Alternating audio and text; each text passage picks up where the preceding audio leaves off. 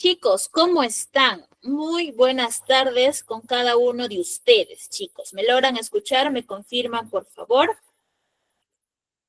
Buenas tardes, sí, le escucho. Hola, chicos, ¿cómo están? Buenas noches, Palmiro, Eric, Gracie. Buenas, ¿cómo están, chicos? ¿Cómo se encuentran? ¿Qué tal? Tal vez por ahí ya siguen festejando, ¿no? Bueno, hacerles un saludo extensivo, ¿no? Feliz Día del Padre aquí a todos aquellos que son hijos, ¿no? También a las mamás que fungen a veces el rol de ser padre y madre también, ¿no? No hay que desmerecer también ese trabajo, ¿no? Espero que la hayan pasado bonito, espero que hayan almorzado bien, ¿no? Les hayan cocinado algo, su plato favorito, tal vez os han salido de paseo, han salido a dar la vuelta con la familia, o algunos tal vez ahorita están en la fiesta, ¿no? Están ahí festejando a lo grande el Día del Padre. Bueno, en realidades variadas, ¿no? Claro que sí. Muy bien, chicos, por acá me dicen que están bien, me alegra bastante, chicos, me alegra. Muy bien, Eric, Palmiro, Mari, buenas tardes. Me alegra, chicos. Lo importante es eso, que ustedes se encuentren bien, que todos estemos bien. Profesor, estoy más o menos, ¿no? Tal vez la salud o algunos temas adicionales. Bueno, siempre hay que ver el lado bueno a la vida, porque si no nos dejamos absorber y luego estamos andando ahí, ¿no? Todo tristes, decaídos, ¿no? Entonces hay que siempre ver el lado positivo. Hasta de lo malo siempre hay algo que rescatar. Muy bien, chicos, vamos a trabajar entonces ya la sesión del día de hoy. La semana anterior habíamos estado revisando el neoclasicismo francés. Habíamos revisado una de sus obras bastante conocidas también. Y el día de hoy vamos a trabajar el neoclasicismo español. Profesora, ¿se asocia con el neoclasicismo francés? Bueno, no, podría ser que quizás compartan algunos rasgos, pero vamos a ir viéndolo. Y luego tal vez podamos establecer semejanzas o diferencias en cuanto a uno y otra corriente literaria, ¿no? Entonces, vamos viendo o empezando la clase de hoy día, ¿ya? Bien, chicos. Vamos a ver aquí. Un dato importante, ¿ya? Un dato importante. A ver, observemos esa imagen en principio. ¿Qué ven, chicos? ¿Qué hay en esa imagen? Hola, Jacqueline, buenas tardes. ¿Qué ven en esa imagen? A ver, analícenlo bien. A ver, voy a ver aquí qué tan detallosos son ustedes. ¿Qué ven? ¿Qué observan? ¿Cómo me pueden describir esa imagen?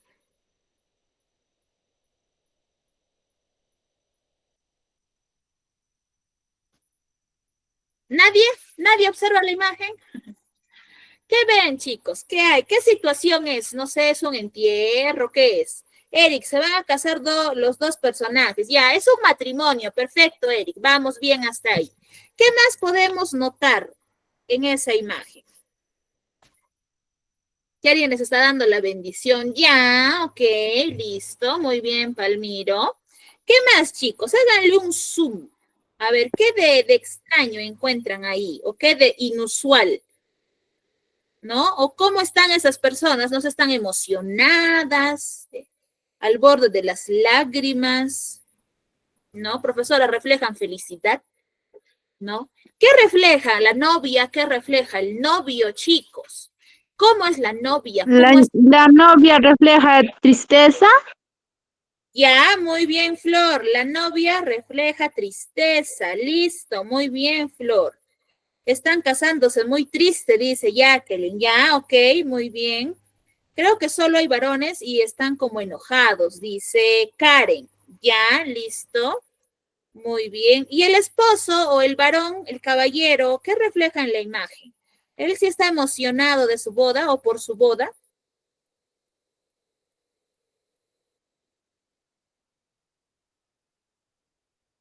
¿Qué opinan? ¿Están emocionados? ¿No están emocionados? Bueno, la chica o la señorita o la novia parece que no, ¿no? Porque está decaída, con una mirada meditabunda.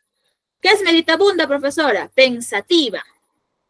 Ya, está como que ida, ¿no? No está. Ya me acordé, dice Eric. ¿De qué te has acordado, Eric? ¿Qué has recordado? Es una imagen que refleja Antes, o sea, en la antigüedad cuando las obligaban a las mujeres a casarse, ¿no? Muy bien, Mari. Eso, muy bien. Jacqueline también me dice que la novia está triste, me parece que es por obligación. Eric, la boda forzada por el pintor Pedro León Gallo, dice. Ah, mira, muy bien, Eric, muy bien, excelente dato. Muy bien. Miren, es cierto, ¿no? Si nosotros adicionalmente observamos bien la imagen, yo les pregunto, ¿el novio y la novia serán contemporáneos? ¿Serán de las mismas edades? O tal vez 1 o 2 añitos más, tal vez, de diferencia habrá entre ellos. No, el novio es mayor y la novia es menor, ¿no? Se ve clara Esto. Ahora les pregunto, por los invitados y los trajes, ¿ese matrimonio será de una clase baja, media o alta?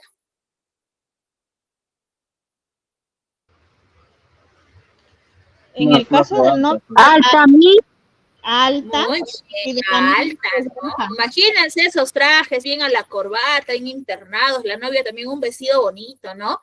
Refleja un matrimonio pues de clase alta, ¿no? Y es cierto lo que ahí nos están diciendo ustedes, chicos. Claro que sí. Y el dato es el siguiente. Los pensadores en la época de la Ilustración estaban en contra de esos matrimonios que eran realizados por conveniencia, porque es cierto, como dice Mari, como me dijeron por ahí también en el chat, Jacqueline me parece también fue, eran forzadas, no eran obligadas a contraer matrimonio con personas que ellos pues no querían, ¿no?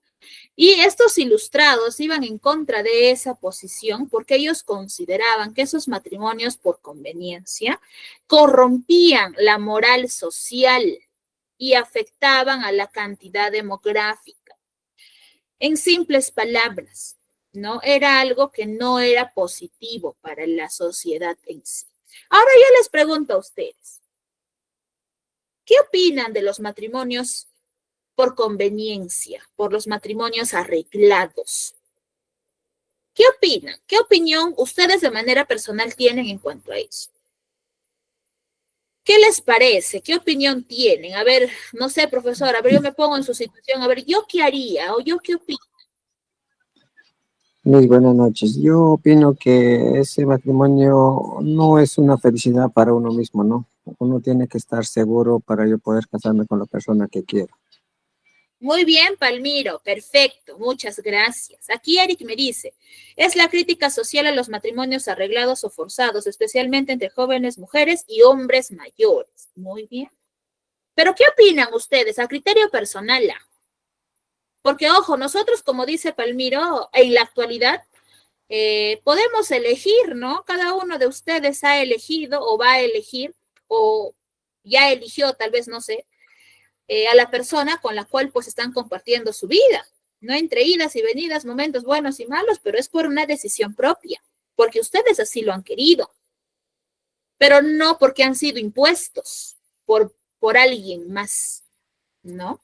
Pero, ¿qué opinan de esos matrimonios? Imagínense ustedes, ¿no? ¿Quiénes eran, o creen ustedes, y yo sé que le van a atinar, qué eran los responsables de estos acuerdos? ¿Quiénes forzaban? ¿Quiénes presionaban para que estas mujeres jóvenes se casen? Los padres, Sus porque padres, no mi. mayormente a la riqueza. Claro, los padres, ¿no? Ustedes saben que la palabra de papá y mamá es ley, o bueno, bajo ese foco nos hemos criado muchos de aquí, o todos, tal vez. Aunque ahora, pues podemos decir, no, profesor, ahora los jovencitos, no, ya ni miedo nos tienen, no, ya ni respeto hay, profesor, ¿no? Porque es una realidad actual. Pero si nos ubicamos en la época antigua, como decía Mari, pues lógicamente, pues, ¿no? Lo que nuestros papás nos decían, uno hacía caso calladito y calladita, ¿no? Ibas y hacías lo que te decía mamá y lo que te decía papá, porque son tus padres. Listo, los padres, dice Eric, para buscar esposos que tengan plata y su futuro asegurado. Muy bien, claro. Por eso son matrimonios por conveniencia. Entonces, chicos, ¿ustedes qué opinan? ¿Hay alguien que tal vez aquí esté en la clase que considere que los matrimonios por conveniencia sí han sido buenos? Ojo, son opiniones. Es válido cualquier postura o decisión. No es que, profesora, si yo opino así, me va a decir usted que estoy mal. No, porque son formas de ver las cosas. Son perspectivas personales. Y cada uno tiene su propia perspectiva. Entonces, eso se respeta. Entonces, los demás chicos, ¿qué opinan ustedes a criterio personal de los matrimonios arreglados por conveniencia? ¿Qué opinan, chicos? ¿Qué opinión merece esos matrimonios para ustedes hoy en pleno siglo XXI? O no digo nada y no opino, profesora. Jacqueline me dice, no son válidos porque no viven bien y son infelices. Ya, muy bien, Jacqueline. Muy bien, ¿no? Listo. ¿Alguien más que quiera opinar, tal vez con relación a los matrimonios por conveniencia? ¿Qué opinan? ¿Qué opinan? ¿Qué opinan? Bueno, Miss, yo opino que no debería ser así, ¿no? Porque incluso de repente el varón es un poco más feliz que una dama. Es que la dama es un poco más sentimental y no, de repente no llega a quererlo al varón como debe de ser. Muy bien, Palmiro. Claro que sí. ¿No? Y como ahí bueno, bajo la postura de los ilustrados, ¿no? Corrompen la moral social. Recuerden que la moral es ese conjunto de normas que se establecen dentro de la sociedad que hace que nosotros, como seres que pertenecemos a una sociedad en sí, vivamos o convivamos en armonía, ¿no? Pero esa acción de forzar, de obligar, corrompía eso. O sea, no permitía una moral social o un desarrollo moral social correcto. A ver, ¿qué me dice Karen? En el tiempo antiguo era normal vivir así, pero en los tiempos de ahora es completamente diferente. Claro, ¿no? Ahora, a ver, vamos a los hechos. A ver, ustedes vayan y a sus hijos díganle, o a sus hijas, te vas a casar con mi amigo que tiene 65 años.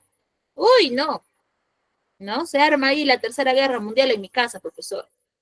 Y ahora como los jóvenes son un poco más, no sé, tal vez rebeldes, algunos con causa y otros sin causa, uy, no se arma todo un revuelo, profesor. Y no nos harían caso, ¿eh? Yo pienso que no nos harían caso. Pero en esos tiempos, pues no era así, ¿no? No era así. Entonces, vamos avanzando. Profesora, ¿a qué viene esta discusión? ¿A qué viene este tema o este punto de matrimonios obligados, por conveniencia, forzados? Ya lo vamos a comprender más adelante, ¿ya? Entonces, vamos a centrarnos en lo que es el neoclasicismo español. El neoclasicismo español se va a desarrollar o va a imitar, perdón, lo que se desarrolla en el neoclasicismo francés. Ya lo va a imitar. Y va a nacer entre el siglo XVIII, ¿correcto? ¿Qué tenemos que saber del neoclasicismo francés? Que va a estar o se va a abocar dentro del reinado de Felipe V, ¿correcto? Dentro del marco de este rey. Ahora, este neoclasicismo español se va a, vamos a decir, ampliar o va a abarcar hasta lo que son los mediados del siglo XIX, ¿ya? Va a tratar en este caso de tomar aspectos bastante marcados en la literatura griega, en la literatura clásica. Recuerden que la semana anterior les había mencionado ya que el neoclasicismo es un nuevo clasicismo, ¿no? Observa los rasgos marcados en la época clásica, que es su inspiración, vamos a decirlo así, y lo adaptan a su propio contexto, a su propia realidad, ¿correcto? Entonces, ¿qué características se maneja dentro de esta corriente? Uno, pensamiento lógico, ¿ya? Abarca mucho lo que es el analizar, ¿ya? El pensamiento, el observar y dar una crítica, ¿listo? Por eso es que dice que prevalece la expresión racional. No predominan aspectos emocionales, aspectos subjetivos, ficticios, no, sino que predomina mucho tu racionalidad, ¿Listo? Entonces, entre la razón y los sentimientos va a ganar o va a estar mucho más fuerte y va a estar por encima la razón. Los sentimientos van a quedar muy por debajo. Casi ni se va a tomar en cuenta los sentimientos. ¿Ya? Y dentro de las obras va a desarrollar cuestiones sociales. Dentro de este contexto, dentro de este neoclasicismo español, vamos a tener en cuenta la aparición de la Ilustración. ¿Qué es la Ilustración? Es ese movimiento que rompe con la ignorancia. No sé, me parece que en la clase anterior ya lo habíamos mencionado. Rompe con la ignorancia de la sociedad y busca que el ser humano, busca que el hombre, busca que la mujer reaccione, observe, se dé cuenta de cómo es su contexto, de cuál es su realidad, para que pueda enfrentarla o cambiarla en algún momento. ¿Ya? Producto de esta ilustración, ¿ya? Nace lo que es la enciclopedia. Un libro o una creación que fue hecha por Diderot y de Alembert. Son autores que crean este libro que básicamente es como si fuese pues una Biblia científica o una Biblia de conocimientos, ¿no? Así como existe una Biblia católica, ¿no? Un libro lleno de conocimiento, de saberes, que se enfocan en la ciencia, que se enfocan en lo que se puede demostrar, en lo que sí existe, por decirlo así. ¿Ya? Entonces, estos pensamientos que nacen dentro del neoclasicismo influencian mucho en las revoluciones que se van a dar, ¿ya? Una de ellas es la Revolución Industrial y la Revolución Francesa. Como el ser humano ya critica su sociedad, es consciente de lo bueno y lo malo, de los vicios sociales y de tal vez los aspectos positivos que pueda tener, se da cuenta de los abusos que está sufriendo y toma la batuta de reclamarlos, es que se generan estas revoluciones, porque una revolución busca un cambio, busca romper con lo establecido para una mejoría. ¿Listo? Entonces, todos estos pensamientos que se enfocan y se abocan dentro del desarrollo del neoclasicismo español se direccionan a eso. Terminan teniendo como resultado ello también. ¿Listo? Entonces, ¿cuáles son los representantes de este neoclasicismo? Aquí están algunos: Tomás Iriarte, Félix de Samaniego, Leandro Fernández Moratín. ¿Ya? Tomás de Iriarte tiene las fábulas literarias y Samaniego tiene también sus fábulas en verso castellano. Para recordar nada más, ya la semana pasada habíamos mencionado y hablado sobre fábulas, ¿no? Tal vez por ahí alguien ha estado haciendo memoria de algunas fábulas que les han contado, les han leído, o tal vez ustedes mismos han leído, o tal vez recordarán haber trabajado con sus hijos, ¿no? Porque es muy habitual que ellos desde pequeños, porque desde pequeños también nosotros hemos sabido de la existencia de fábulas, ¿no? Hemos empezado tal vez ahí a revisar, a ver qué hay, qué ve, qué plasma, a qué se enfoca, qué es lo que busca, ¿no? Entonces, ahí vamos viendo algunas de las producciones literarias en cuanto a esto. Miren, dentro de lo que es el neoclasicismo español, habíamos mencionado ya que así como en la literatura clásica se desarrollan 3 géneros, ¿no? Género épico, género lírico y género dramático. Habíamos mencionado también a los neoclásicos franceses, que habían sido los que habían desarrollado lo que es la tragedia, ¿no? Lo habían acentuado. Dentro del neoclasicismo español sucede también lo mismo. Profesor, entonces es lo mismo que la literatura francesa o el neoclasicismo francés. Recuerden que el español lo imita. ¿Qué es imitar? Es así como cuando ustedes compran, a ver, ¿qué animal imita? O repite, el loro repite lo que dices, ¿no? Ahí está. Entonces, el neoclasicismo español se enmarca, se enfoca en la imitación de lo que son, pues, no, las posturas del clasicismo francés, pero lógicamente lo buscan adaptar a su realidad. Tal vez por ahí hay que hacer uno que otro cambio que consideren importante, ¿no? Pero relacionado a ello. Entonces, ¿qué autor también destaca dentro del neoclasicismo español? Leandro Fernández Moratín. Y es de él y de la obra que él ha desarrollado de lo que vamos a hablar el día de hoy. Leandro nace en 1760 y su deceso es en 1826. ¿Ya? Moratín nace en Madrid, ¿ya? Y él trata de marcar mucho en sus obras los vicios de la sociedad, ¿ya? Pero utilizando la sátira, es decir, utilizando la burla. ¿Listo? Su nombre original, su nombre completo es Leandro Eulogio Melitón Fernández de Moratín y Cabo. ¿Tan extenso, profesora? Sí. Así se llama este escritor. Leandro Eulogio Melitón Fernández de Moratín y Cabo. Pero nosotros dentro del mundo literario lo conocemos únicamente como Leandro Fernández Moratín. No, parte de su nombre sí, pero más reducido, ¿no? Porque imagínense recorrer todos esos datos. ¿Qué obras o qué producciones literarias ha tenido Fernández Moratín? Ha tenido la teoría de la comedia, El viejo y la niña, la comedia nueva, El varón, La mojigata y El sí de las niñas. ¿Alguna de estas 6 obras les suena tal vez, chicos? ¿Alguna se les hace conocida? Aunque sea el nombre de la obra. O nada, o no, profesora, nunca he escuchado ninguna de esas obras. ¿Se les hace conocida o no se les hace conocida? Alguna de ellas, o tal vez 2, 3, o todas, tal vez también. Uno no sabe. ¿Alguna de esas obras les suena? Profesora, lo he escuchado, pero no me acuerdo dónde. No lo he leído, pero sí lo he escuchado.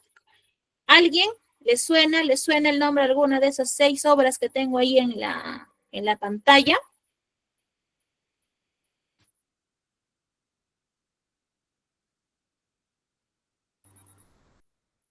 ¿Le suena o no le suena? Sí, la mojigata. Ya, Mari, ¿lo leíste? ¿Leíste La mojigata o solamente te suena el nombre de la obra? Me suena el nombre de la obra. No, Ya. no lo leí. Listo, Mari, muy bien. Y a Zaida también le suena La mojigata, dice. Ya, está bien, muy bien. ¿Alguien más le suena el nombre de una de esas obras? O ninguna tal vez también, que es totalmente válido, chicos.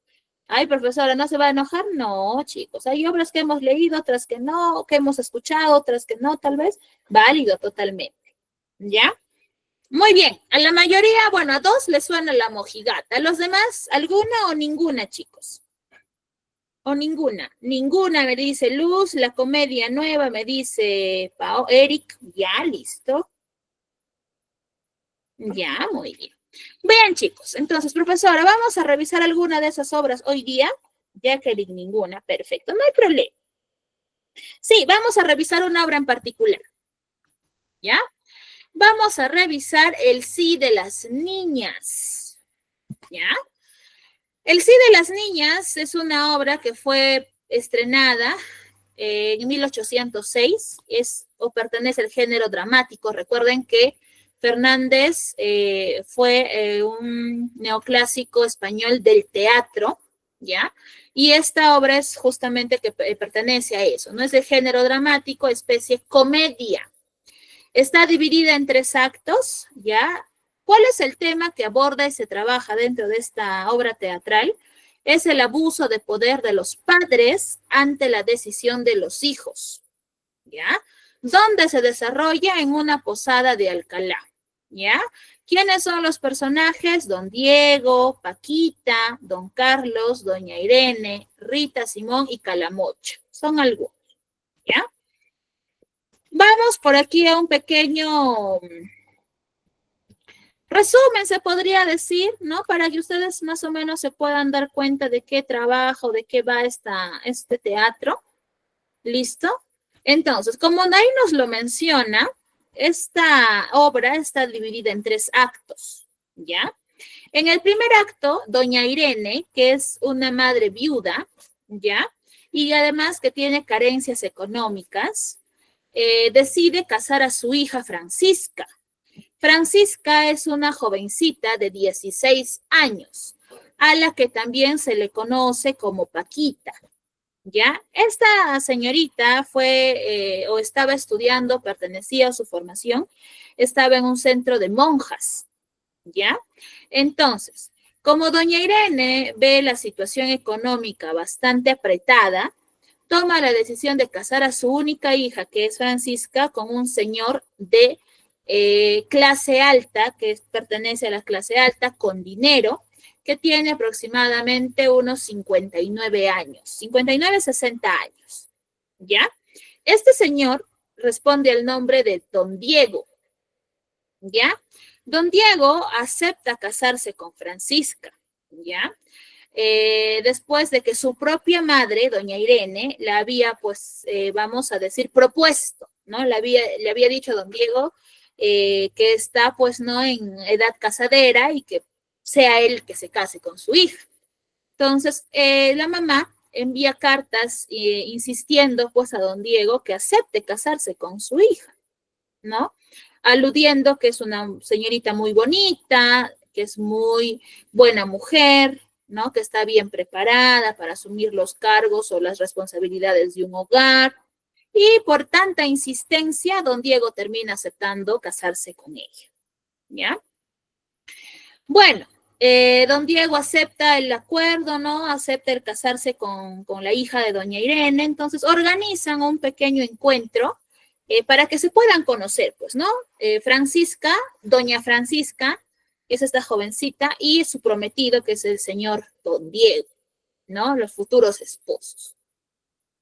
Entonces, este encuentro se iba a desarrollar en la Posada de Alcalá, en Madrid.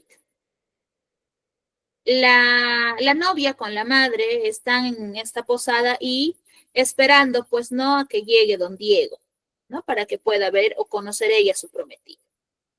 Entonces, al día siguiente de que ellos se conocen, dan un pequeño paseo, ¿no? Como quien una acción de conocerse. Y doña Irene, la madre de la novia, pues se retira, ¿no? Le reitera, perdón, a su hija, ¿no? Que si se casa con el señor o con don Diego, pues lógicamente va a tener buena posición social, no va a tener carencias, es un señor que la va a tratar bien, ¿no? Va a estar en muy buenas manos. Entonces, trata de convencerla mediante esto, ¿no? Recordándole los beneficios que va a traer consigo el que ella pues se case con don Diego. ¿Correcto? Entonces, eso es lo que sucede en el primer acto, ¿ya? Entonces, ¿qué pasa en el segundo acto? ¿No? En el segundo acto, conversan la madre con la novia, ¿no? La mamá y la hija empiezan a conversar.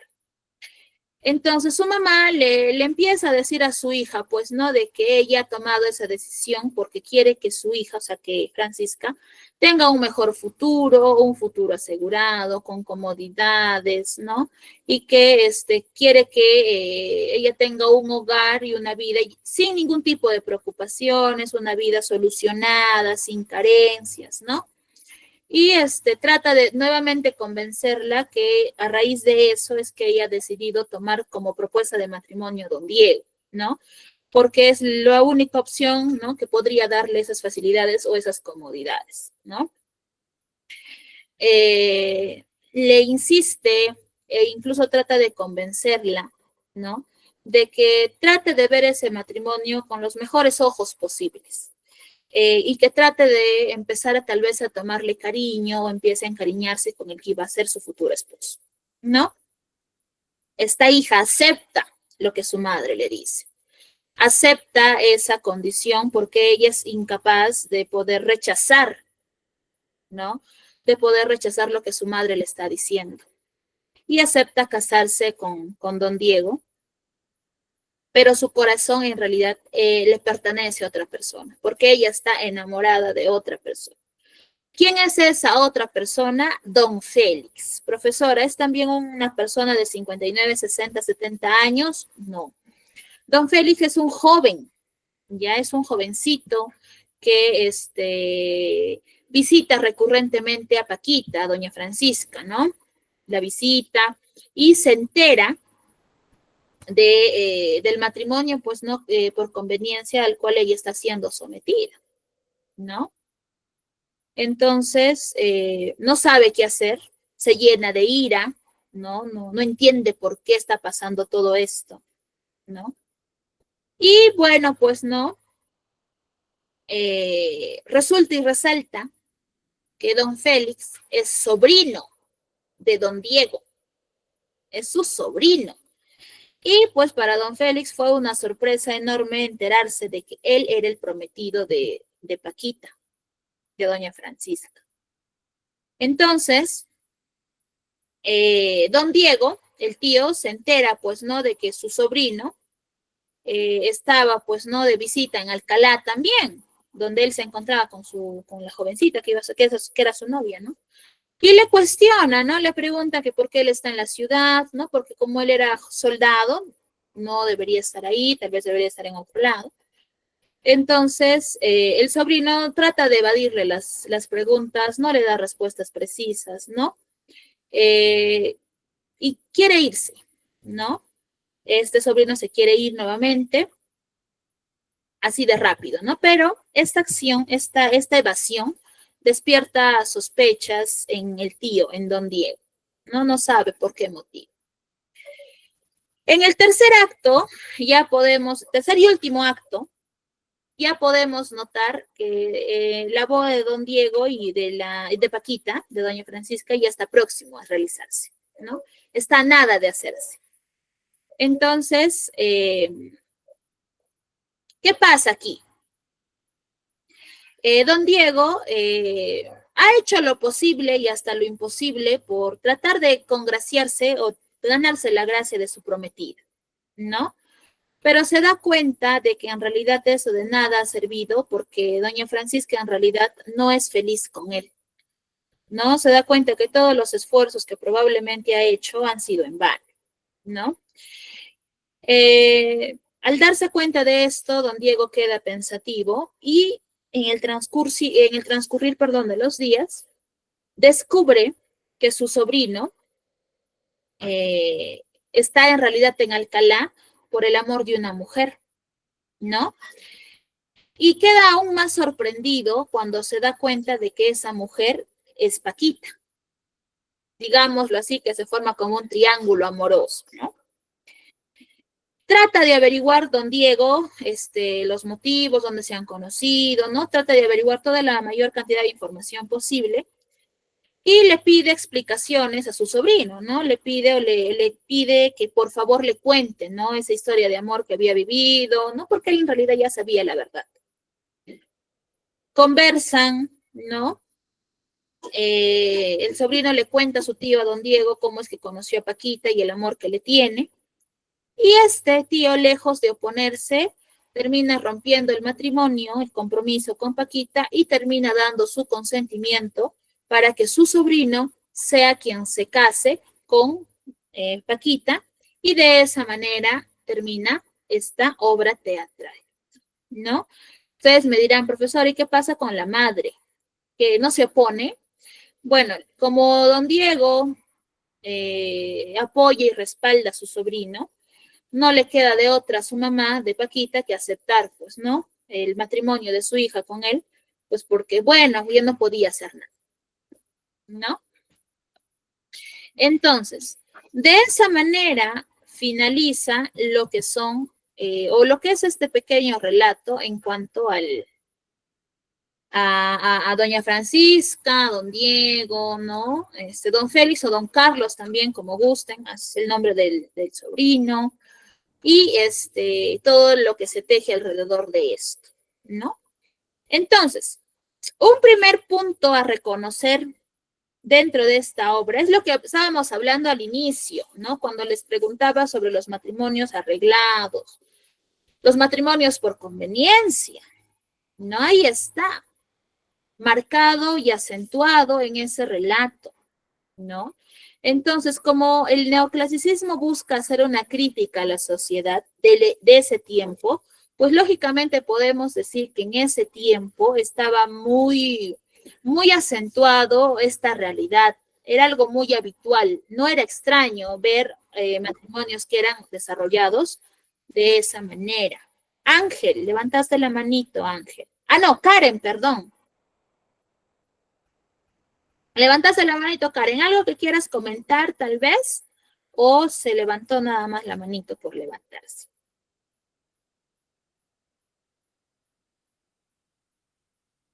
¿Algo que quieras comentar, Karen?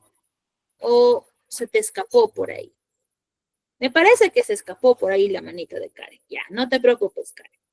Como les decía, ¿no? A un principio habíamos conversado sobre los matrimonios arreglados y esto es algo que era muy recurrente en esas épocas, ¿no?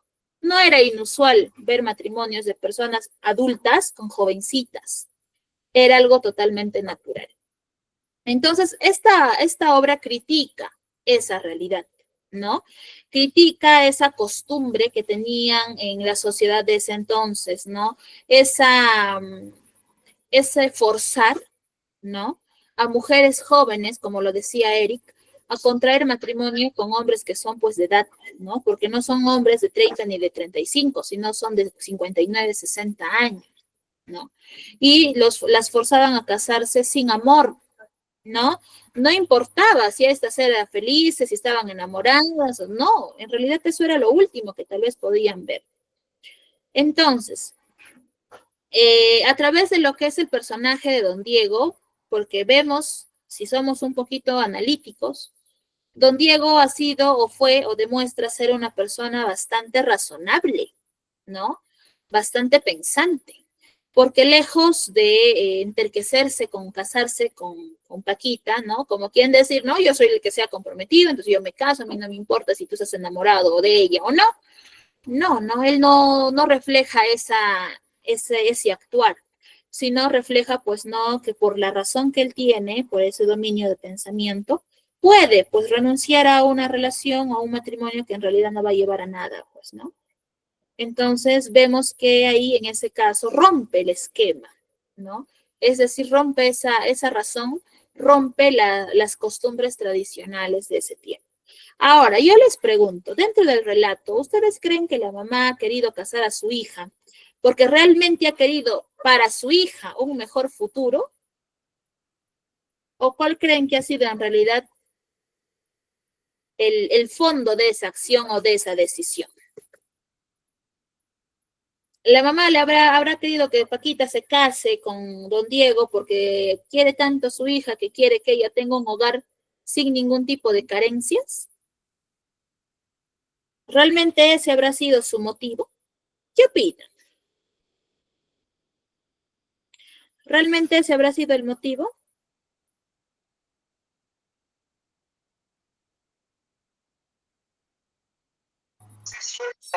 Sí, mis para asegurar su futuro. ¿Ya asegurar el futuro de su hija o asegurar su propio futuro?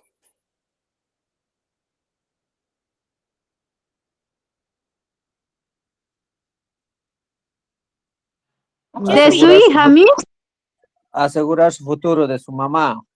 Claro, ahí vemos que hay egoísmo entonces, ¿no? O sea, a mí no me importa condenar de ti que eres mi hija a estar con alguien que tú no quieres, porque primero está mi porvenir, tener una vida acomodada, una vida arreglada, una vida solucionada, ¿no? Independientemente si tú vas a ser feliz o no, eso es lo de menos, mientras yo viva bien, ¿no? Porque la mamá en realidad refleja eso, ¿no? Que ese matrimonio por conveniencia, lejos de ser por su hija, porque en realidad la careta es esa, ¿no? Es por ti, porque tú eres mi hija, yo quiero para ti lo mejor.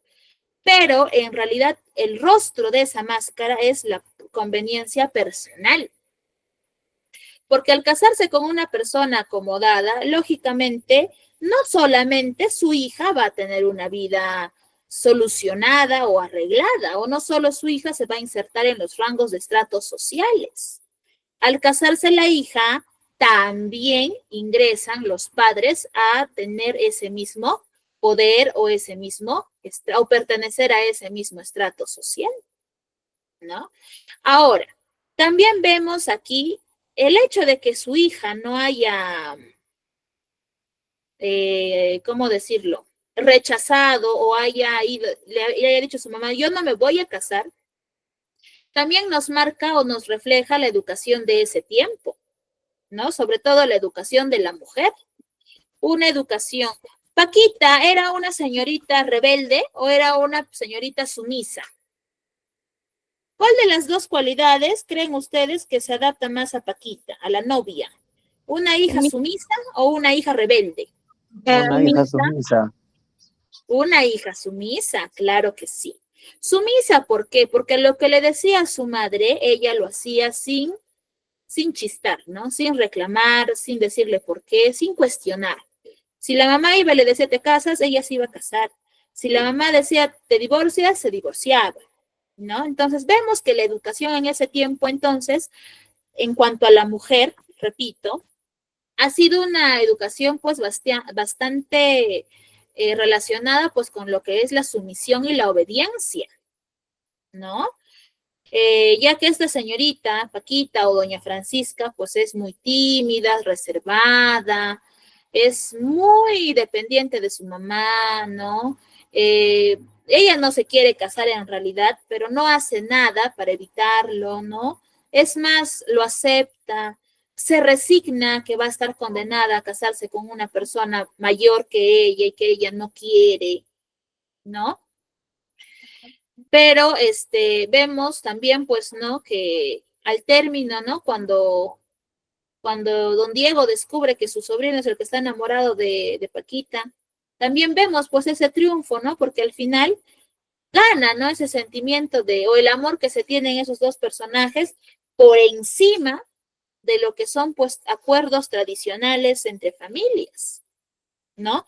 Como les digo, sencillo hubiese sido que en este caso don Diego, pues, no diga, yo no, el matrimonio es mío, soy yo el que se casa, no me importa, ¿no? Pero no, al final triunfa eso también, ¿no? Entonces, vemos marcado ello. Ahora, como les decía, ¿no? En el caso de la madre, también pues se puede conversar mucho, ¿no? Ya lo hemos estado nombrando. Entonces, la mamá buscaba un beneficio personal a través de su hija, ¿no? Era como que su hija era el medio por el cual ella era el conducto, era el puente para que ella también pueda ascender a estratos sociales, pueda recibir beneficios económicos, sociales, reconocimiento social, ¿no? Entonces, se puede decir incluso, ¿no? Dentro de lo que ahí tenemos de la temática, justamente que nos dice que el abuso de poder de los padres, ¿no? Porque en realidad era un abuso, ¿no? Era una hipocresía de la sociedad, el hecho de hipocresía por parte de los padres, de aparentar que es por tu bien, pero en realidad era más por un bien propio, ¿no? No tanto por ti, que eres mi hijo, sino por mí, porque yo quiero ascender, ¿no? O en el caso de doña Irene, pues recuerden que al principio les indiqué que era una mujer que estaba pues en aprietos económicos, necesitaba salir del hoyo económico en el cual se encontraba. Y qué mejor manera de casar a su hija con una persona pudiente, ¿no? Imagínense usted, una persona con dinero, con posición. Entonces, dentro de lo que es el sí de las niñas, vemos todo esto. No sé, algún comentario que quieran hacer adicional a lo que hemos estado viendo. Algo adicional que quieran añadir, tal vez.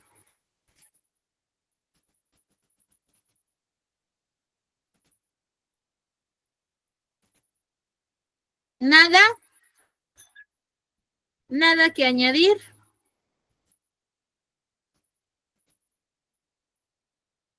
Nada, Miss. Ya. A ver, vamos a responder las siguientes preguntas. Ya por ahí tal vez hay algún datito que no les he dado, pero ahí vamos bien. ¿Quién es el autor de El sí de las niñas y de qué país es, chicos? Ahí tengo 5 alternativas. Leandro Fernández Moratín. Correcto. ¿Y de qué país es? Es de España. Correcto. Aquí un dato adicional, no lo he nombrado, pero ahora se los digo. En el año 1790 sale esta obra teatral de Moratín que se llama El viejo y la niña. ¿Ya? Ahora, vamos con el tercero. Dice, Francisca es llamada también Paquita. A doña Francisca también se le conoce como Paquita. ¿Verdadero o falso? Verdadero. Verdadero, muy bien. Don Carlos o don Félix manda una carta a Francisca, pero esta llega a manos de Irene, o sea, la mamá. Don Carlos, o sea, el sobrino de don Diego, le manda cartas a Francisca. ¿Verdadero o falso? Verdadero, Miss. Le manda cartas. Falso. Falso. Falso. Muy bien. Al final de la obra, don Diego contrae matrimonio con Francisca. Don Diego se casa con la jovencita. Falso, Miss. Falso. Falso, claro, Falso, no se Miss. llegan a casar. Muy bien. Doña Irene representa la razón en la obra de Moratín.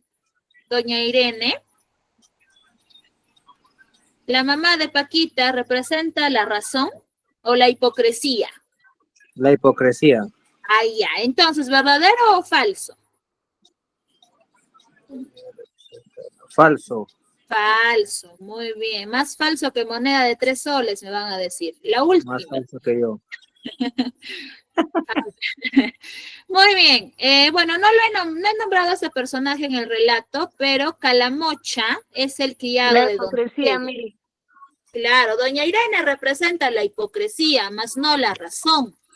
¿Qué personaje representa la razón? Don Diego. Don Diego. Don Diego. Claro que sí, don Diego, muy bien. Vamos aquí. ¿Quién es el personaje entonces? Aquí me han dicho don Diego, muy bien. 5. Es una característica del neoclasicismo español. Ahí tienen 5 opciones. ¿Cuál es una característica del neoclasicismo español?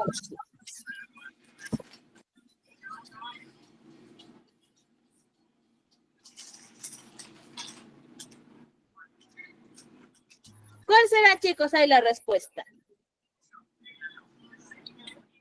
Solo escriben tragedias, sus escritores son latinoamericanos, prevalece la expresión racional, rechaza a los viejos, está de acuerdo con los matrimonios por conveniencia. ¿Cuál será la respuesta a esa pregunta número 5?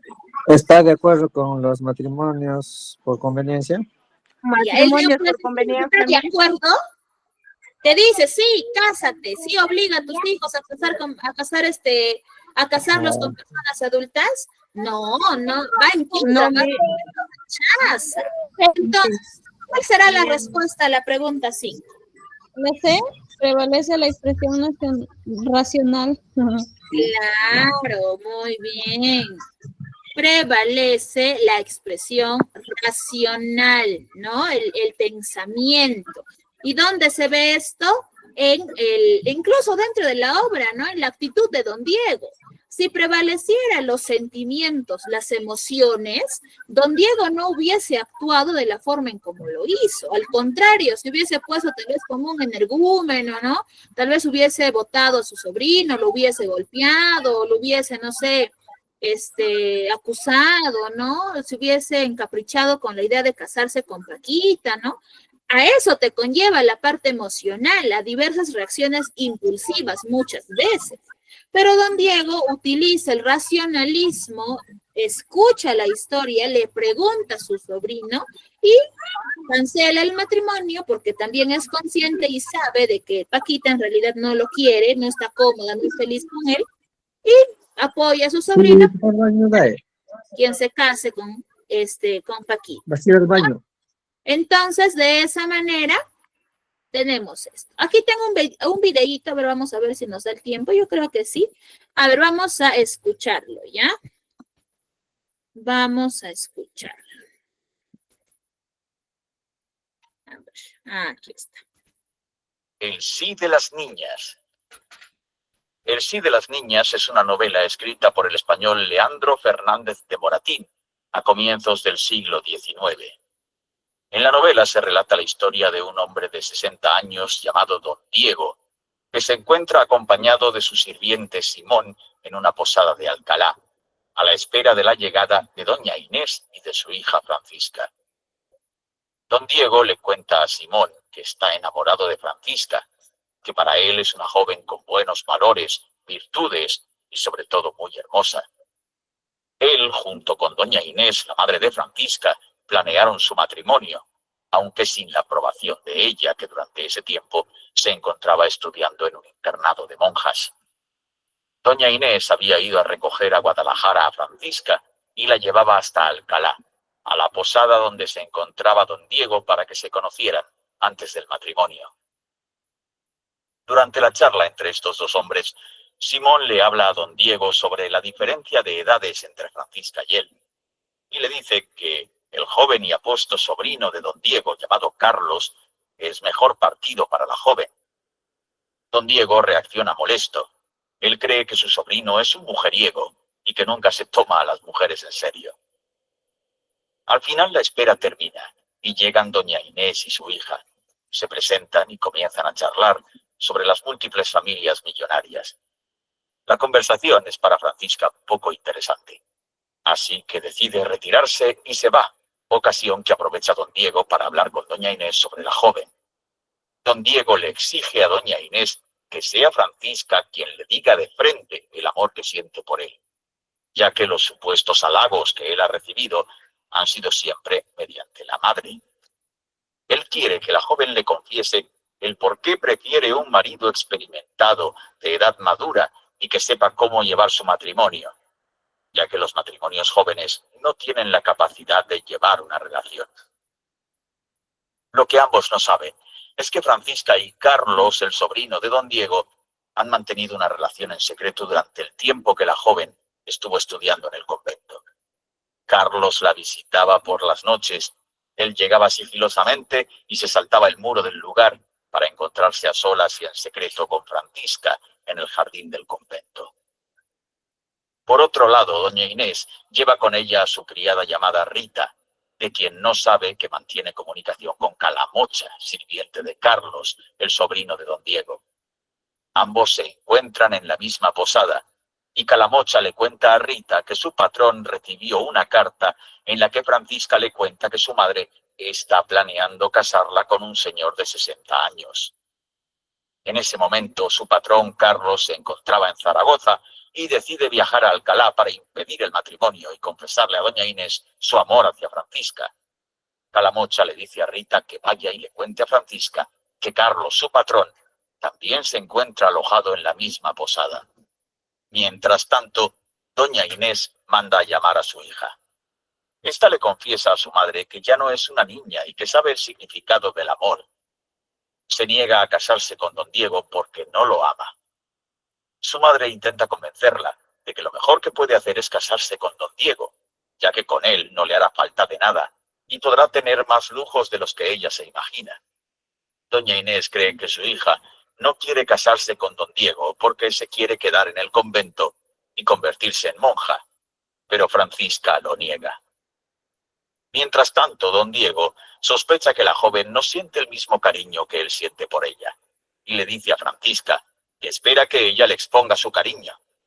Pero cuando Francisca intenta negarse a contraer matrimonio con él, la madre la interrumpe e impide que le confiese la verdad. Don Diego sale de la habitación y descubre que su sobrino Carlos se encuentra en la misma posada. Le pregunta por qué se encuentra en el lugar, y Carlos, temeroso, termina por contarle toda la verdad a su tío. Don Diego, enojado, lo tira de la posada y le exige que regrese a Zaragoza y que cumpla con sus obligaciones. Carlos obedece y se marcha junto con su sirviente Calamocha. Rita, la criada de doña Inés, se entera de lo sucedido y le cuenta a Francisca que Carlos y su sirviente se han marchado de la posada. La joven rompe en llanto y cree que Carlos la ha abandonado. Esa misma noche, Carlos llega a darle una serenata a Francisca y tira una carta por la ventana que Rita tendría que recoger y llevársela a Francisca. Pero por error, la carta cae en manos de don Diego.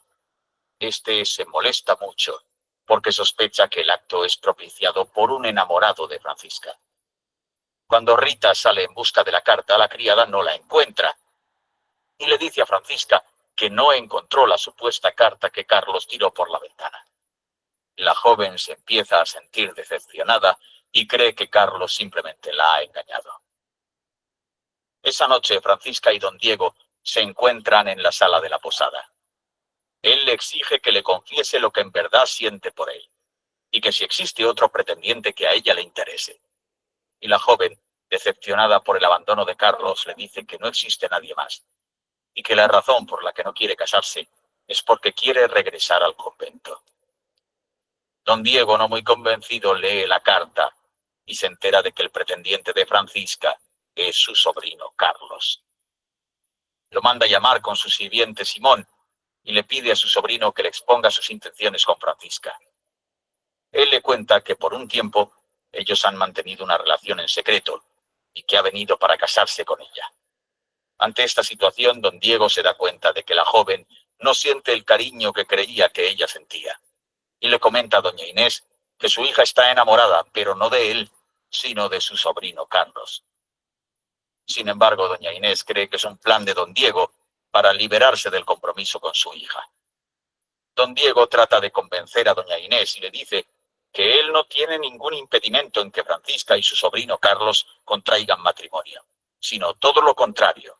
Él bendice su unión y los frutos de esa relación. Ahí está, chicos. Un breve resumen, tal vez un poquito más detallado en cuanto a esta obra. ¿Dudas, preguntas o consultas, chicos? Tal vez por ahí que tenga alguno de ustedes. ¿Ninguna? ¿No? Listo, chicos. Entonces, el día de hoy hemos visto el neoclasicismo español. Ya recuerden que el neoclasicismo español imita el neoclasicismo francés. Ya, y bueno, pues hoy día hemos revisado la obra El sí de las niñas. ¿Ya? Bien, chicos, cuídense bastante. Entonces, ya nos estamos reencontrando en la próxima sesión. Ya, que tengan bonita semana. Hasta luego, chicos. Buenas noches. Buenas noches, Miss. Hasta luego.